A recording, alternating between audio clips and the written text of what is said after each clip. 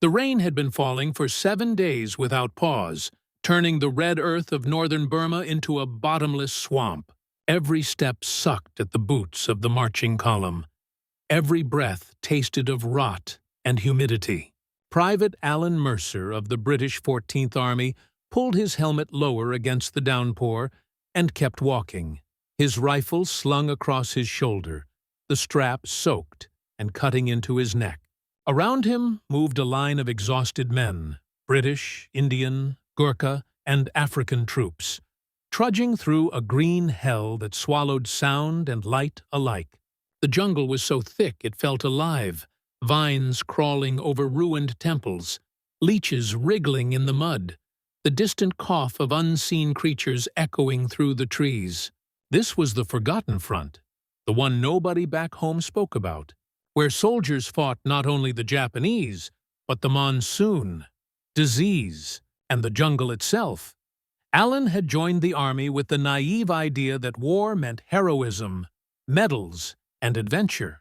He'd imagined Europe, the fields of France, the ruined streets of some ancient city. Instead, he'd been sent halfway around the world to a place the newspapers barely mentioned. His unit was part of a supply column pushing toward the Chindwin River, bringing food and ammunition to the front lines. They called this the road to Mandalay, though there was no road, only rivers and mud and endless green. The Japanese were somewhere ahead, dug into the ridges and villages, invisible until the jungle itself spat fire. Captain Singh marched beside him, the tall Sikh officer's turban soaked, but his posture unbending. He was respected by everyone, British or Indian alike. His calm voice was what kept the column moving when exhaustion turned men into ghosts. "Keep your spacing," he called over the storm. "The jungle hides everything, including bullets." Alan forced a weak grin. Singh's humor was as dry as the weather was wet. They reached a clearing at dusk, where the remains of a village smoldered under the rain. Huts of bamboo and thatch had been burned to black frames. Chickens wandered aimlessly through the mud. A Burmese woman crouched under a collapsed wall, clutching a baby that didn't cry. Sergeant O'Donnell knelt beside her, offering biscuits from his pack. "Japanese passed through here," he murmured. "Yesterday, maybe. Locals said they took the men." No one asked where. Everyone already knew. That night, they camped on the edge of the ruined village. Fires were forbidden, too easy for the enemy to spot. They ate cold rations, lit cigarettes shielded under ponchos, and tried to dry their boots that would never be dry again. The jungle sang its eternal song of insects, frogs, and distant thunder. Alan lay back on his pack, staring into the dark canopy above, and thought of home, of the gray sky over Liverpool, of his mother's kitchen light, of warmth. It felt like another life. At dawn, they moved again. The rain had softened, replaced by a dense mist that made the world feel underwater. The trail climbed into the hills, slick with roots and hidden drops. 2 Gurkhas led the way, blades ready. Suddenly one raised a hand. The column froze. In the silence, Alan could hear only his own breathing. Then came the faint metallic click of a rifle bolt somewhere ahead. A single shot cracked through the mist, echoing across the valley. The Gurkha dropped to his knee, firing back. The ambush began. Machine gun fire shredded the foliage. Men dove for cover behind trees that offered little protection. The Japanese had chosen their spot well, a narrow trail bordered by ravines. Alan hit the mud, heart hammering. He saw flashes of muzzle fire and screamed orders he couldn't hear over the chaos. Captain Singh crawled beside him, shouting, "Flank left! Take the ridge." Alan grabbed his rifle and followed, slipping and sliding through the mud as bullets sliced through leaves like whips. They reached the slope, where 2 Indian sepoys were pinned behind a fallen log. Singh crouched low, signaling Alan to circle wide. The enemy was dug in, barely visible, blending into the jungle. Alan steadied his rifle, aimed at a flicker of movement, and fired. The man fell. It was the first time he knew for sure he'd killed someone. There was no glory in it, only a strange emptiness. The firefight raged for 20 minutes that felt like hours, until suddenly the sound of bugles echoed. The Gurkhas countercharging with their kukuris drawn, shouting fierce cries that cut through the smoke. The Japanese line broke. Silence returned as abruptly as the rain. After the battle, they buried their dead in shallow graves. The jungle would take them soon enough. Alan sat beside a log, trembling, trying to light a cigarette with shaking hands. Captain Singh rested near him, his face streaked with mud. "You fought well today," he said quietly. Alan nodded, though he didn't feel brave. He felt tired, older somehow. "Do you think anyone will ever know what happened here?" he asked. Singh looked toward the mist-covered valley. "Perhaps not," he said, "but we will remember." They pressed on for days, deeper into the hills, chasing rumors of Japanese positions. Supplies ran low. Leeches covered their legs. Malaria struck without warning. Men collapsed and had to be carried until they could no longer be carried.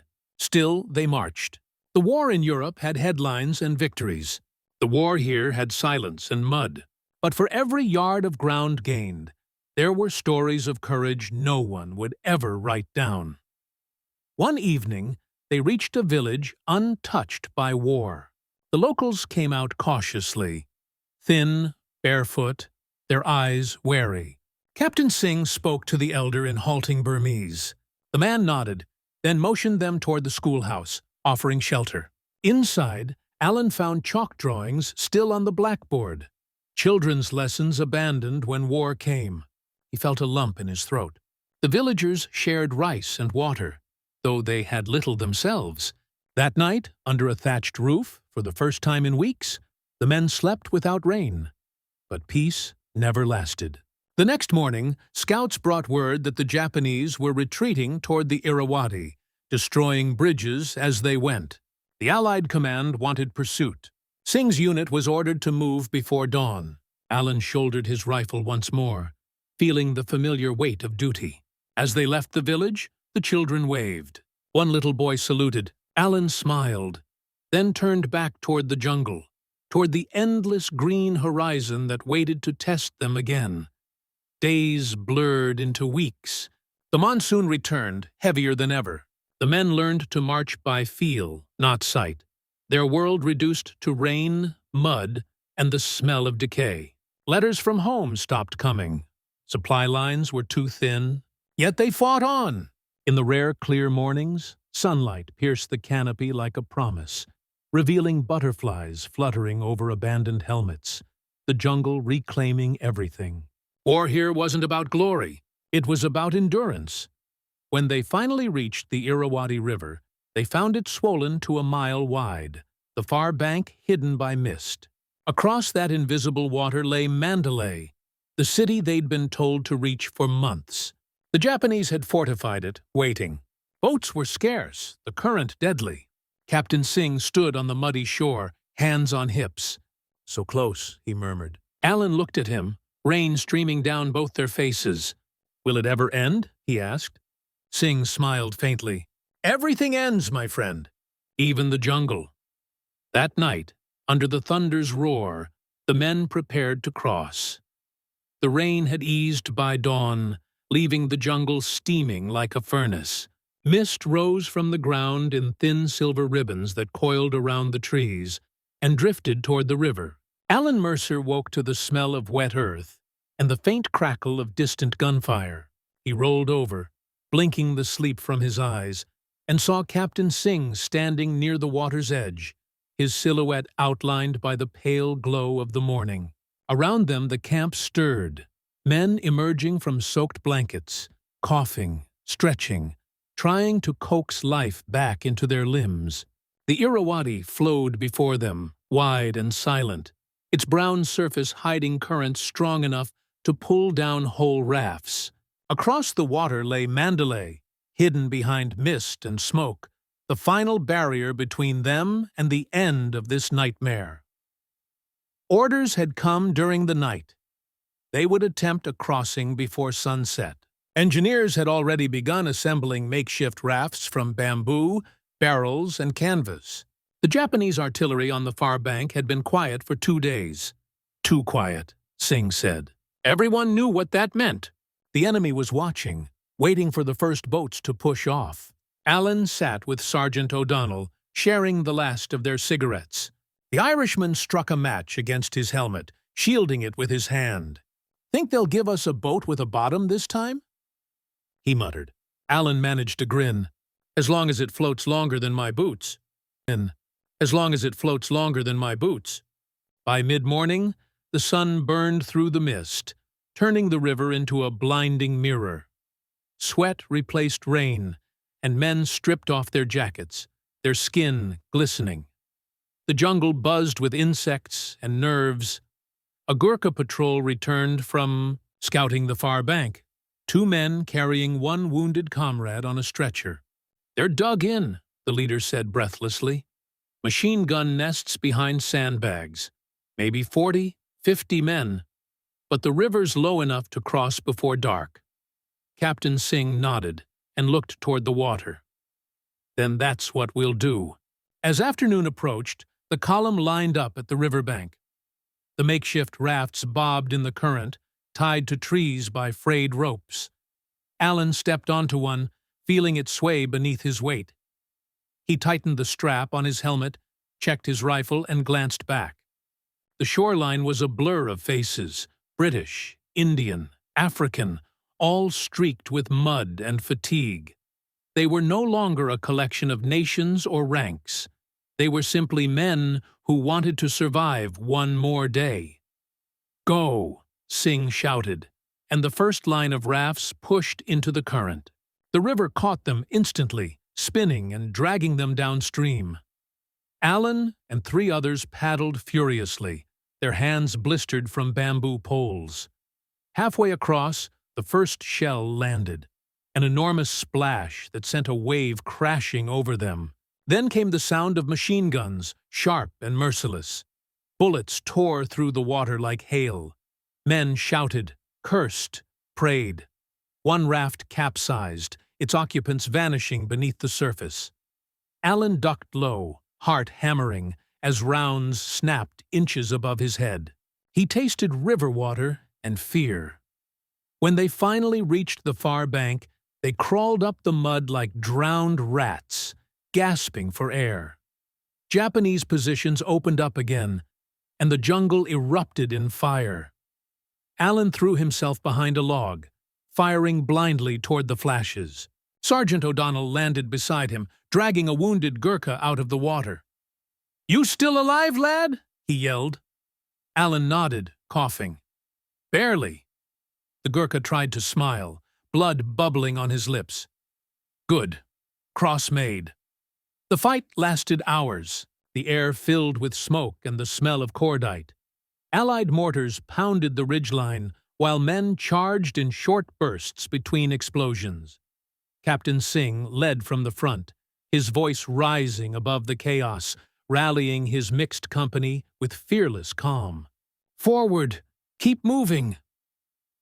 Alan followed, stumbling through undergrowth, firing until his rifle clicked empty.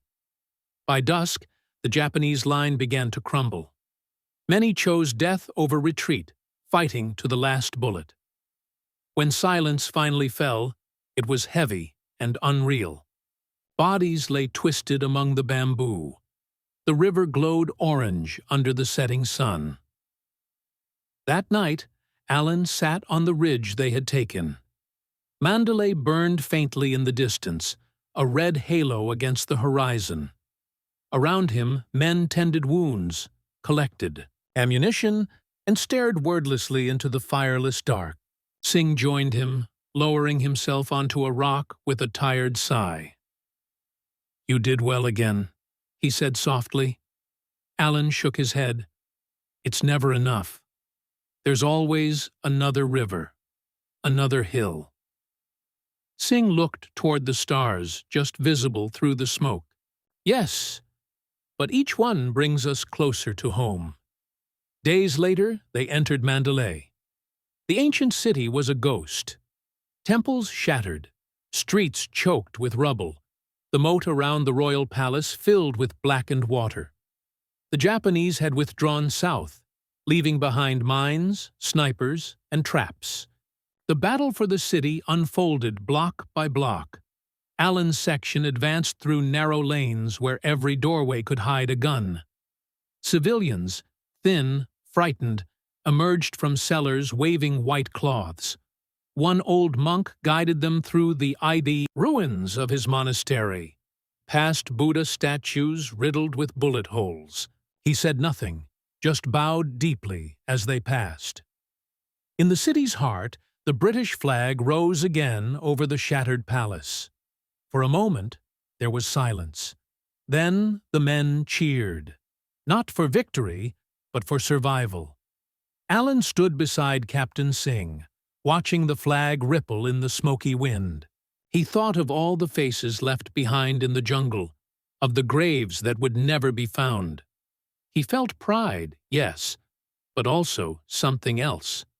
A quiet sadness that the world would never understand what it had cost to raise that flag. The monsoon returned before they could rest. Torrents washed through the streets, turning them into rivers. The wounded were evacuated by truck toward India, but many never made it. Disease claimed more than bullets ever had.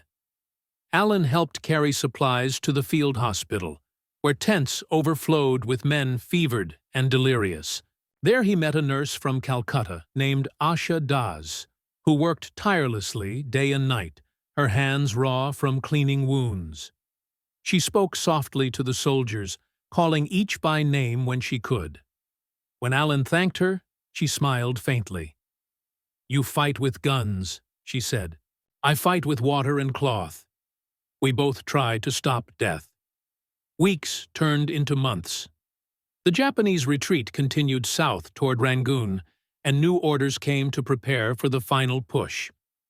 Allen, hardened by the jungle and the endless march, found himself no longer thinking of victory, but of the faces around him, the laughter of the Gurkhas when they told stories, the quiet prayers of the Indian sepoys before dawn, O'Donnell's rough jokes that cut through fear. These men had become his family, forged by rain, hunger, and danger. One evening, as the sun set behind the temple ruins, Captain Singh gathered the company. "We are the forgotten army," he told them. "No newspapers write of us, no songs are sung, but history will owe its peace to those who fought where no one watched." The men listened in silence, some nodding, some staring into the distance where thunder rolled. Allen felt a lump rise in his throat. For the first time, he understood. What kept them marching? It wasn't orders or flags or glory. It was each other. That night, he wrote in his journal, by the dim light of a candle stub, "If anyone ever reads this, know that war in Burma was not just bullets and blood. It was rain that never stopped, friendships that defied fear, and the stubborn hope that the world beyond the jungle still remembered we existed." When he closed the notebook, he heard the distant call of a night bird echoing through the trees, and for the first time in many months, he felt something like peace. The jungle began to thin as they moved south. The mountains gave way to wide plains where rice fields stretched beneath a hazy sun, and the sound of cicadas replaced the constant drip of rain. The monsoon had ended at last, leaving behind a steaming silence. The men of the 14th Army marched again, slower now, their uniforms patched with salt stains, their boots worn smooth from months of mud. The air smelled of smoke and decay. Villages appeared on the horizon, most deserted, some reduced to ash. The retreating Japanese had burned everything they could not hold. Allen Mercer walked beside Captain Singh, their shadows long against the dying light. Neither spoke much anymore. Words seemed unnecessary after all they had seen. They reached Meiktila, a crossroads town where the Japanese made their last stand before Rangoon. The approach was a wasteland of bomb craters and twisted metal. Allied aircraft roared overhead, pounding the enemy lines all day, but at night The Japanese came alive, creeping through the ruins to strike like ghosts. Sleep became a luxury. Alan learned to recognize danger by instinct. The sudden silence of frogs, the faint glimmer of a flashlight where none should be. The enemy was everywhere and nowhere, melted into the land itself. On the fourth night, the attack came. A sudden blast shattered the darkness, followed by a shriek of shells. The first mortar landed near the command post, sending fragments through the air. Alan threw himself flat, mud splattering his face. "Positions!" Singh shouted. "Hold! The line!" The men scrambled behind walls and overturned trucks, rifles ready. The Japanese charged through the smoke, screaming their war cries, bayonets gleaming in the firelight. For a moment, it was chaos, a blur of shapes and sound. Alan found himself face to face with a soldier barely older than himself, eyes wild with fear and fury. They collided, wrestled in the dirt. Alan's rifle jammed. He swung it like a club, knocking the man to the ground. The fight ended as suddenly as it had begun, replaced by the thunder of machine guns. When dawn came, the field was littered with bodies, the air heavy with smoke and the sharp metallic scent of blood. After Mektila, nothing felt real anymore. The war seemed endless, an unbroken loop of marching, fighting, and burying. Yet word spread that the Japanese lines were collapsing, that Rangoon itself was within reach. The men dared to hope again. They crossed the Sitang River under air cover, advancing through villages where the locals greeted them with cautious joy. For the first time, Alan saw children smiling, waving flags made from scraps of cloth. He wondered if they even knew what victory meant. Captain Singh received orders to lead a reconnaissance patrol ahead of the main column. Alan volunteered immediately, along with O'Donnell and a handful of Gurkhas. They moved by night, following an old jungle track that wound through abandoned plantations. The moon was high, casting pale light over the palm trees. Somewhere ahead, beyond the swamp and the fields, lay the outskirts of Rangoon. The air smelled of the sea. For months they had dreamed of reaching this place, and now it felt almost unreal. Near midnight, they heard it, the faint rumble of engines. Singh raised a hand, signaling silence. They crouched behind a fallen tree as a convoy of trucks rolled past on the road below. Headlights off, tarps covering whatever was inside. Japanese supply or retreat, they couldn't tell. Alan watched, heart pounding. Singh leaned close and whispered, "We follow. Quietly." They shadowed the convoy for nearly an hour until it stopped near a small coastal village. The soldiers unloaded crates and disappeared into a warehouse. Singh gestured for Alan and O'Donnell to circle around. They crept closer, their boots soundless on the damp earth. Through a gap in the wall, Alan saw what the crates held: ammunition, medical supplies, and food. The Japanese were abandoning the city but leaving behind what they could not carry. "If we can hold this site," Singh murmured, "the main column will have supplies for days." He turned to Alan. "Signal HQ at dawn. We'll keep watch till then." But dawn came with more than sunlight. A patrol of Japanese stragglers stumbled upon them just as they were preparing to leave. Gunfire erupted instantly. Alan dropped behind a tree, returning fire as bullets kicked up dust around him. O'Donnell went down with a cry, clutching his shoulder. Singh pulled him to cover, firing one-handed. The Gurkhas charged, swift and silent, knives flashing. Within minutes, the fight was over, the survivors fleeing toward the coast. Alan knelt beside O'Donnell, tearing open his field dressing. "Hold on," he muttered. "You're fine," O'Donnell grimaced. "Just a scratch, lad. Tell them I'll take whiskey over morphine when this is over." Alan laughed shakily, relief flooding through him. Singh looked at them both and smiled, weary but proud. "You see? Even death tires of chasing us." By the time the main column arrived, the Japanese had gone. The road to Rangoon lay open. When they entered the city 2 days later, the skies broke into a sudden storm. Not the monsoon, but a cleansing rain that washed the dust from their faces. The streets were eerily empty. The last Japanese garrison had fled by sea, leaving behind only wreckage and silence. Allied flags rose from government buildings, and for the first time in 3 years, the people of Rangoon poured into the open, weeping, singing, embracing soldiers they'd never met. Alan stood amid the crowd, too stunned to cheer. Around him, men smiled, cried, shouted names into the rain. Captain Singh simply stood still, letting the drops run down his face, as if washing away the ghosts. For the 14th Army, the war in Burma was ending. Yet none of them felt triumph, only exhaustion. Alan wandered the ruined docks, where ships lay half sunk in the harbor. He found Asha Das again, the nurse from Calcutta, working among the sick in a makeshift hospital near the water. "You made it," she said when she saw him. He nodded. "We all did, somehow." She smiled faintly. "Not all, but enough to remember the rest." That night, under the sound of rain against tin roofs, Alan wrote another entry in his notebook. "They call this victory, but it feels more like the end of a fever. The land is quiet again, though it carries the scars of what we've done to it. Captain Singh says we'll be sent home soon. I wonder if home will recognize us." He paused, listening to the waves lapping against the shore, and added, "If history forgets us, perhaps the jungle will remember." The next morning, the sun rose over Rangoon Bay, golden and clear.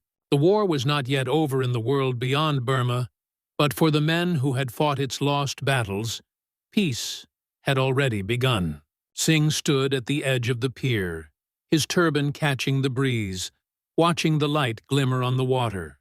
"Do you know what I will do when I return to Punjab?" he asked. Alan shook his head. "Plant trees," Singh said. "Something that grows quietly. Something that lasts." Alan smiled, gazing at the horizon where the sea met the sky. For the first time in years, the future did not seem distant. It was there, waiting, silent, fragile, alive. When the guns fell silent in Burma, it did not mean silence in the hearts of those who survived. The war had ended, but the memory of it clung like the damp air that never left the jungle. Ships began to arrive at Rangoon's harbor to take soldiers home. Alan Mercer stood on the pier one morning, the sea breeze lifting his hair, his uniform now faded to the color of dust. Around him, men laughed, some cried, others stared blankly at the water. Each carried invisible baggage heavier than any pack. Captain Singh approached, holding 2 tin cups of tea. "They say the last convoy leaves tomorrow," he said quietly. "Are you ready?" Alan smiled faintly. "I've been ready for years. I just don't know for what." The hospital tents behind them were being dismantled. Asha Das worked among the last patients, her hands steady though her eyes were red from exhaustion. When she saw Alan, she smiled, but it was a tired smile, the kind that knew too much. "The wounded are leaving today," she said. "Some will go home, others—" She did not finish. Alan nodded. "You should come with us.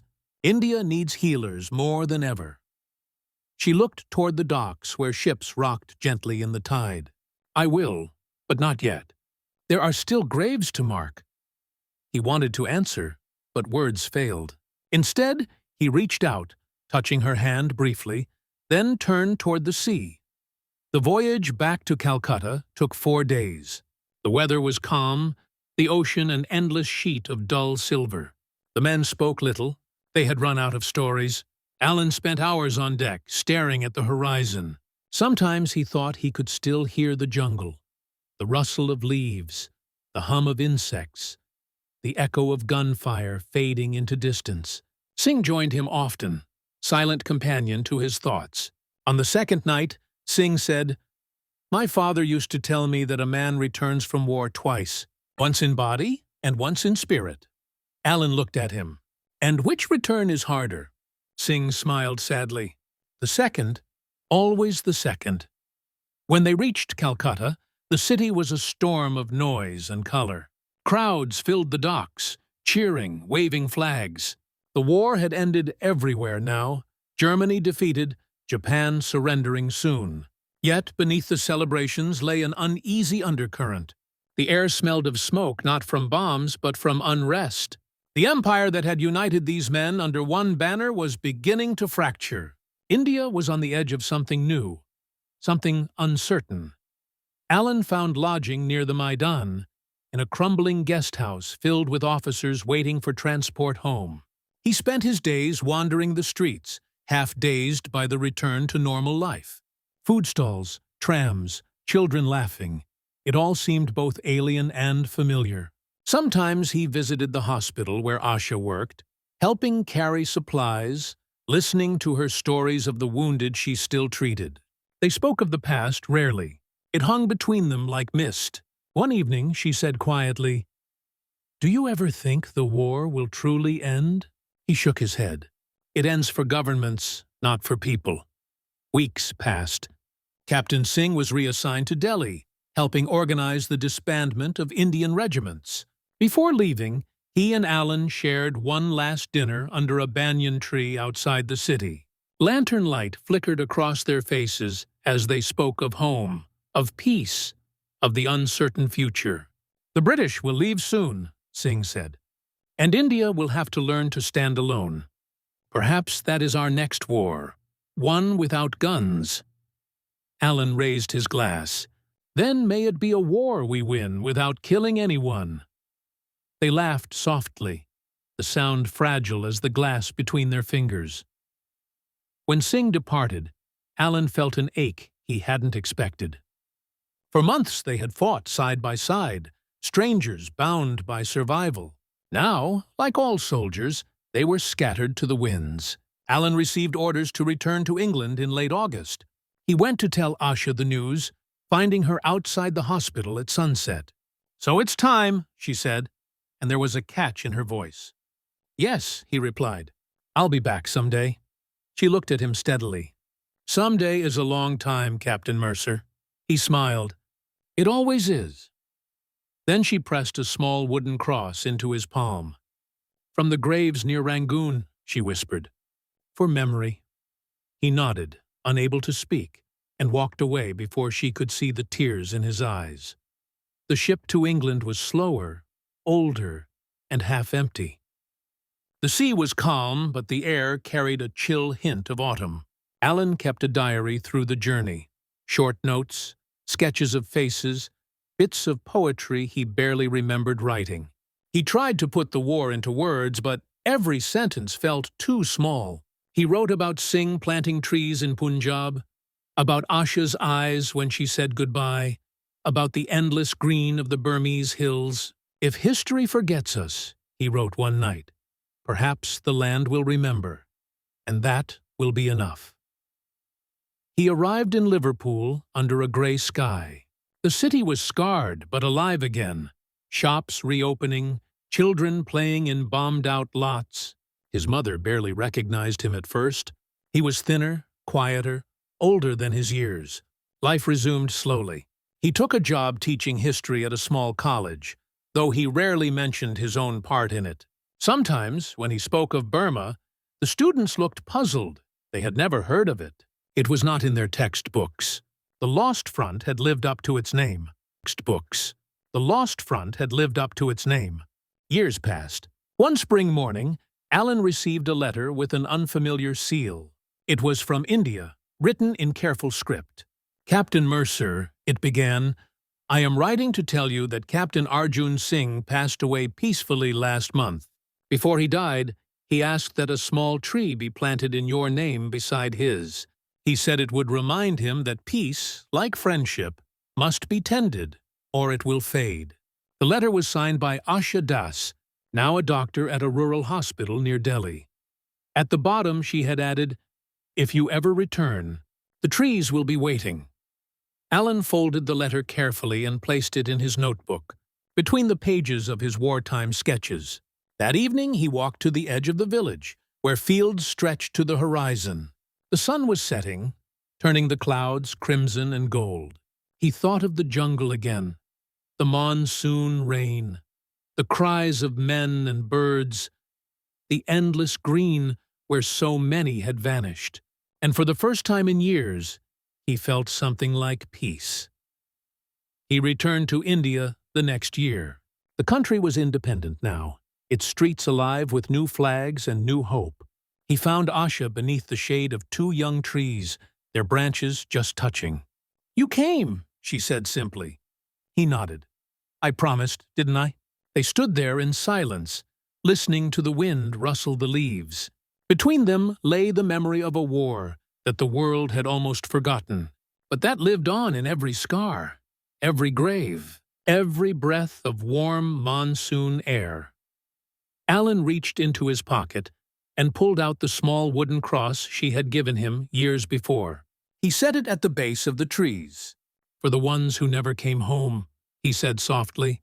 Asha looked up at the sky, where clouds were gathering again over the plains. "The rain is coming," she murmured. Alan smiled. "Let it. The land remembers." The first drops fell as they walked back toward the hospital, side by side. The monsoon had returned, heavy and warm, drenching the fields in life once more. And in that rain, the ghosts of the lost front seemed to fade. Finally at rest. Finally remembered. Time moved gently in the years that followed, like a river finding new paths through familiar earth. The war became a memory folded into history books, then a footnote, then silence. But for Alan and Asha, it never truly ended. It only settled into the quiet spaces between days. They married in the spring of 1950, in a small ceremony under the same banyan tree where Singh had once spoken of peace. There were no uniforms, no flags, only the scent of jasmine and the hum of evening insects. Asha wore a simple white sari trimmed with gold, and Alan a light linen suit that seemed too formal for the heat. As they exchanged vows, thunder rolled in the distance, promising rain. She smiled at him, whispering, "Even the monsoon blesses us." He laughed softly, his eyes glimmering. "Then it must mean we've earned it." They settled in a quiet town outside Delhi, where the plains stretched wide and green. Asha ran a small clinic for women and children, her calm presence a balm for the sick. Alan began teaching again, this time not from textbooks, but from memory. His students listened in awe to his stories of jungles and storms, of men who fought and vanished in the rain. He never glorified it. He spoke instead of endurance, of fear, of friendship. The war wasn't about winning, he told them once. It was about surviving and remembering what makes survival worth it. Sometimes, on evenings heavy with heat, he would walk to the grove where Singh's trees stood tall now, their branches strong, their leaves whispering in the wind. The small wooden cross still lay at their roots, weathered but intact. Alan would sit there for hours, notebook in hand, sketching or writing short fragments of thought. Half poetry, half memory. Asha joined him often, sitting quietly beside him, her hand resting on his. The land around them had changed. New roads, new farms, new flags, but the trees stood unbothered by time, as though still guarding the souls of those who had fallen far away. One year, during the monsoon, a letter arrived from England. It was from a publisher who had heard about Alan's lectures and wanted to print his recollections. At first he hesitated. "I don't want to make a hero's story out of tragedy," he said. Asha looked at him gently. "Then tell the truth. Let the world know what really happened to the forgotten ones." So he wrote, slowly, painfully, honestly. He wrote of Singh, of O'Donnell, of the nurse in the jungle hospital, of the rain that drowned both armies and sins alike. He called it The Lost Fronts. It was not a bestseller, but among those who read it, soldiers, widows, young students, it became something sacred. Letters began arriving from all over the world, from men who had fought in those same jungles and never been believed. from families who finally had words to understand what their fathers or brothers had endured. Years passed. The clinic grew, the trees grew, and the world moved on into new wars and new generations. Alan's hair turned silver, Asha's laughter softened, but their evenings together remained the same. 2 chairs on the veranda, tea cooling beside them, the scent of rain drifting through open windows. Sometimes they would listen to the wireless when news of another conflict came, and Asha would shake her head sadly. "They never learn," she would say.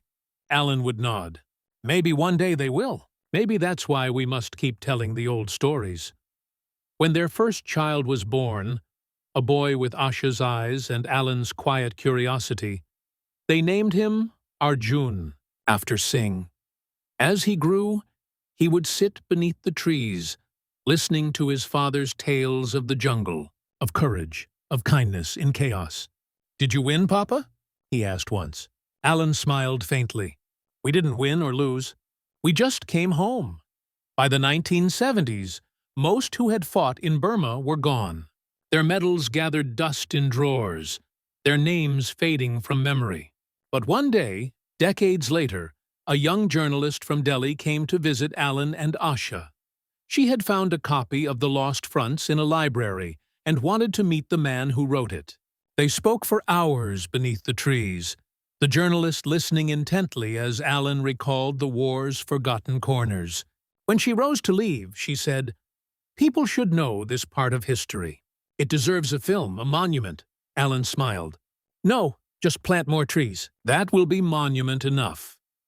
In 1983, during a summer heavy with heat, Alan passed away quietly in his sleep. Asha buried him beneath the trees he had loved, beside the small cross that had once marked Singh's memory. She placed his notebook in the earth with him, its pages filled with his handwriting. The war, the peace, the life between. When the rains came that year, the trees bloomed brighter than ever. The villagers said the soil must have been blessed. Asha lived for many years after that. She kept the clinic running, trained younger doctors, and every year, on the anniversary of the Burma campaign, she would visit the grove at dawn. There, under the whispering leaves, she would sit and talk softly, as though Alan and Singh were still listening. Sometimes she would read aloud from his book, her voice mingling with the rustle of branches. "If history forgets us," she read one morning, her voice trembling, "perhaps the land will remember." And the land did remember. The trees grew old and strong, their roots deep, their branches wide enough to shade generations who would never know what had happened there.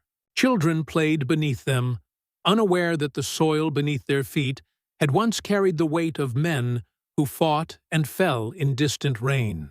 But on quiet nights, when the monsoon winds swept across the plains, villagers swore they could hear the faint echo of drums, the whisper of marching feet, and the low hum of a man's voice telling a story long forgotten. Asha died in her sleep in the winter of 1992, her hands folded peacefully, a small sprig of jasmine placed beside her. She was buried beside Alan, under the same trees, where the monsoon winds still sang the old songs. Their son, now a teacher like his father, continued to visit every year with his children, telling them, "These are not just trees. They are memories. They grew from courage, watered by rain and tears." And so the story of the lost fronts lived on, not in books or monuments, but in the rustle of leaves, in the rhythm of rain on earth, and in the hearts of those who paused long enough to listen. The world may have moved on, but somewhere in northern India, under the shade of 2 great trees, the past still breathed quietly. Reminding anyone who cared to stop that peace too is something worth fighting for.